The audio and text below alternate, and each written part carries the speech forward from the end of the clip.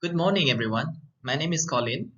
I am going to present this paper on LGBT in recent times Malaysia, exploring the views of different segments of Malaysian society on behalf of my co-authors and co-researchers, namely Associate Professor Dr. Ting Soo Hee, Madam Jacinta Jin Yi Yeo, and Ms. Sin Yi Ling. We are from two institutions of higher learning in Sarawak, Malaysia, namely University Malaysia Sarawak and University Technology Mara UiTM Sarawak.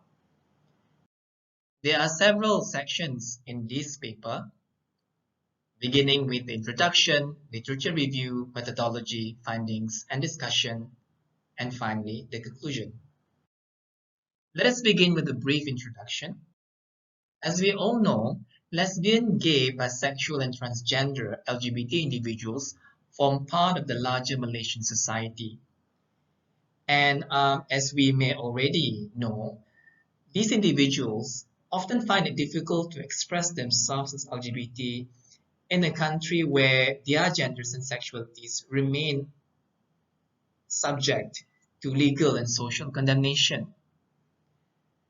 And in recent years, the Malaysian law enforcement authorities have become more stringent in their approach to treating LGBT, as can be seen in various laws and regulations that not only have dire consequences on LGBT's lives and livelihood, but also their sense of selves and also feelings of attachment to the country. However, there is a recent trend, as indicated in the increased visibility of LGBT individuals in today's social media. And this recent development can no longer be dismissed. The taboo on LGBT in the country, especially Malaysia, is also gradually dissolving, with growing segments of the larger Malaysian society have now begun to accept LGBT individuals both online and offline. To add to that, there is also the emergence of LGBT individuals on social media platforms in Malaysia, whose supporters, followers, and also observers have acknowledged their genders and sexuality. What is interesting is that these supporters and followers and also observers include both heterosexuals and non-heterosexual Malaysians. LGBTs in Malaysia have gradually integrated themselves into the economic and the political life of the larger Malaysian society. And these challenges the report by the US Pew Research Center that found 86% of Malaysians rejected homosexuality based on certain factors, including religion. Now, because of these current developments, it will be interesting to find out or to explore societal receptivity towards LGBT in Malaysia at present and its influencing factors. A little bit on literature review. As you can see, that there have been numerous studies on the lives and livelihood of LGBT in Malaysia. And it should also be noted that the term LGBT itself is a Western-derived word that has no equivalent in the local vernaculars because in Malaysia, there are local terms such as sonsang, wanita keras, and so on and so forth that have been used or commonly been used to describe LGBT individuals. However, despite the variety of local terms, the term LGBT continues to be used by many LGBT individuals in Malaysia for various purposes and reasons. Studies have also shown that LGBT individuals face abuse, stigmatization, and discrimination because their genders and sexualities go against religious beliefs and moral codes, as well as the norms pertaining to gender and sexuality. And because of the legal and social condemnations and sanctions, a lot of LGBT individuals face constant conflicts and tensions throughout their lives. However, despite these obstacles and challenges, LGBT individuals in Malaysia are able to live life in their own terms through the use of various survival strategies. And one of it is, of course, the use of social media platforms, where LGBT individuals in Malaysia are able to express themselves based on their gender and sexual identities. Right. Um, as mentioned earlier, the recent emergence of LGBT individuals on social media and their integration into the economic and political life of the larger Malaysian society um, have shown a change in societal receptivity. And though there have been many studies and reports examining societal receptivity, most of them focused on the attitudes of certain segments of the Malaysian society. For example, university students and the attitudes to patients, and so on and so forth. And as mentioned earlier, there was a report by Pew Research Center stating that only 9% of Malaysians felt that homosexuality should be accepted by society, as opposed to the 86% who said the society should reject homosexuality in Malaysia. Let's move on to the methodology of the study. There are 29 individuals who were involved in this study, uh, consisting of 14 heterosexuals and 15 non-heterosexuals, and they come from different social cultural background, with more female participants, and a majority were Christians and also Muslims. And all of these participants resided in urban areas, as can be seen in the table. We use interviews, which were conducted in English with occasional use of Malay, and we administered full consent procedures and assured the participants of confidentiality regarding the information that they disclosed to us or shared with us. And then audio taping began once we obtained the consent, and it continued throughout the interview. Table 2 presents the interview questions that we asked our participants. How does society view LGBT? How do you personally view LGBT? What influences your view of LGBT? And which one has the strongest influence on your view of LGBT? We transcribed the interview data using Creswell qualitative analysis procedures, and we used the theory of socialization integration in order for us to see the influencing factors that contributed or shaped our participant views of LGBT. And finally, we employed Creswell's validity strategy, especially member checking, to reduce bias and ensure the accuracy of findings. Let's move on to the findings and discussion. The analysis of the interview data revealed that the participants held different views concerning societal receptivity towards LGBT in Malaysia. Many non-LGBT participants claim that LGBT is rejected by the society, particularly the culture they practice, that went against religious and family values, as well as gender and sexual norms. However, on a personal level, non-LGBT participants in the study accepted LGBTs on the basis that they are also human beings who should be treated fairly and with respect. When it comes to our LGBT participants, some LGBT participants claim that certain segments of the society, especially family, relatives, peers, religious, or ethnic communities, rejected LGBT for the same reason. Other LGBT participants in our study believe that the society has gradually accepted LGBT, as can be seen in their presence in the mainstream society. On a personal level, our LGBT participants accepted who they are as LGBT individuals, but these things did not come easily for them, as they had to overcome their own struggles before they could fully embrace themselves, their sexualities, and also genders. Now, for the purpose of this presentation, I'm going to go through the views of two respondents, SF, a heterosexual Malay woman in her 30s, and secondly, Jess, a lesbian Chinese woman in her late 20s.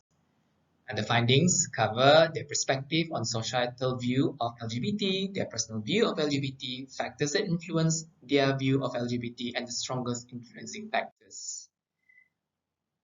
When it comes to societal view of LGBT, SF, a non-LGBT individual, stated that the society rejected LGBT because of their culture, especially in this Malay Muslim majority country.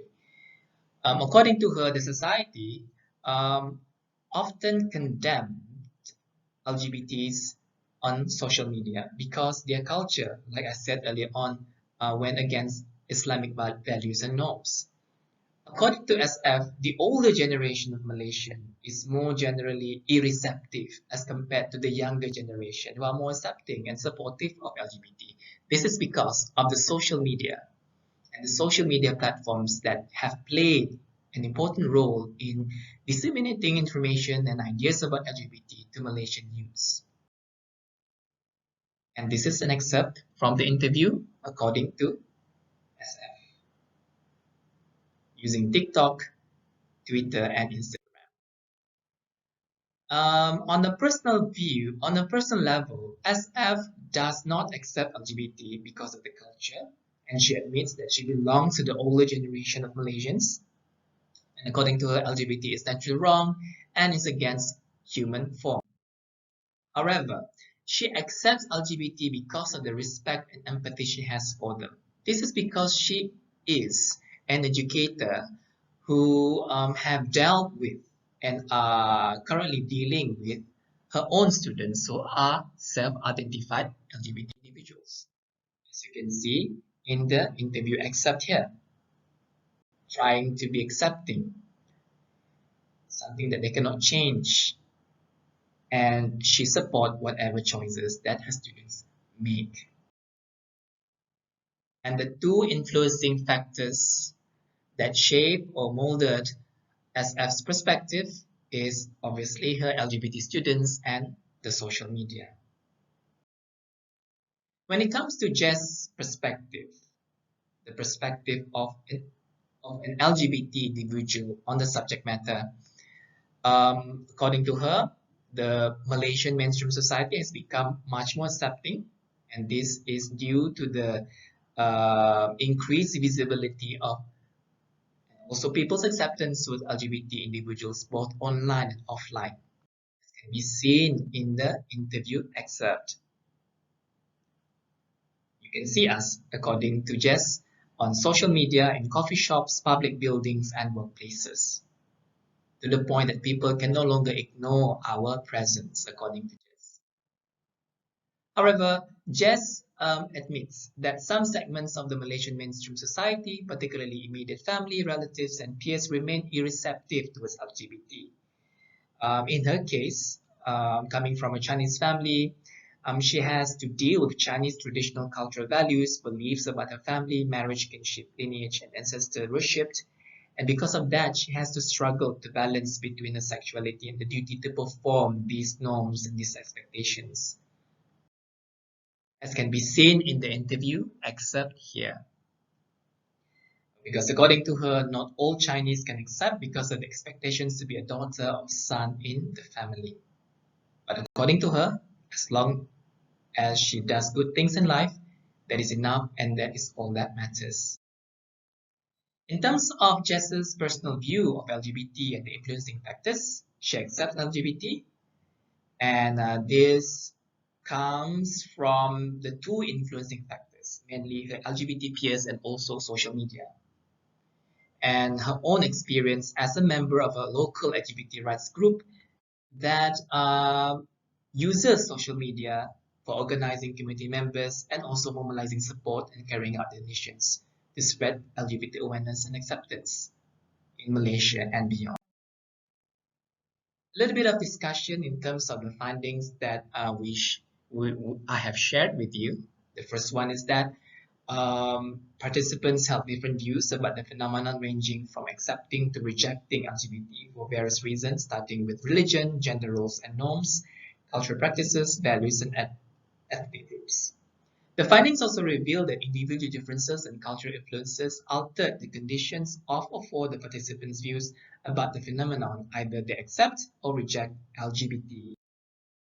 Now, these findings correspond to those reported in earlier studies, particularly in the studies by Te, Yi, Pua, and Tan, who found that intrinsic religiosity and gender role beliefs influence the attitudes of Malaysians towards homosexual individuals.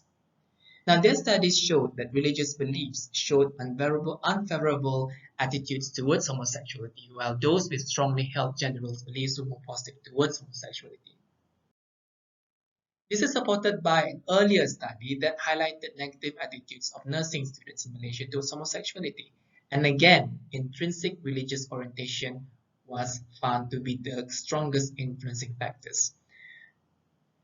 The findings of our study suggest the need to consider the various segments of Malaysian society who may have differing views and expectations about LGBT phenomenon to better understand the changing realities affecting the lives of their fellow LGBT members. Now, these segments may include people who come from various organizations, for example, the healthcare institutions, and so on and so forth. Most of the heterosexual participants in our study reported that they rejected LGBT on religious grounds, but accepted LGBT individuals as fellow human beings and should be treated as such. And this explains what we found, the duality of receptivity, accepting and also rejecting at the same time. And we found that the duality was molded by the participant individual differences such as their relationships and experiences with LGBT individuals in the case of SF and JES, as well as cultural influences such as social media. While the findings in the study challenge those reported by earlier reports, for example, the US Pew Research Center, it may be that this nuanced aspect of receptivity was not fully explored. Therefore, we hope that future studies should further explore this nuanced aspect to provide a better understanding of the subject matter. So as for the conclusion, we found that LGBT in Malaysia is on the one hand accepted and on the other rejected. Even among non-LGBT participants, they accept LGBT for certain reasons, and they also reject LGBT for another set of reasons. But like I mentioned earlier on, there is a duality in terms of their receptivity towards LGBT, and the same thing occurred to the non-LGBT participants. Now, although the findings demonstrated that the growing segments of the Malaysian society have begun to accept LGBT, more needs to be known about the impact that societal receptivity may have on the lives and livelihood of LGBTs, if we take into account the recent government's efforts to intensify laws against them. The study has its limitations. Due to the small sample size, we acknowledge that the findings do not represent other segments of the larger Malaysian society whose views regarding LGBT are equally significant and deserving of mention. And we do hope, at the very least, that this study will stimulate more studies that could provide a more nuanced understanding of LGBT in recent times in Malaysia. We like to acknowledge that this research is funded by Ministry of Education Malaysia under the Fundamental Research Grant Scheme, with the grant number, as you can see here. And here are some of the references that we used or referred to. If you have any questions, you can contact me personally. And with that, I thank you.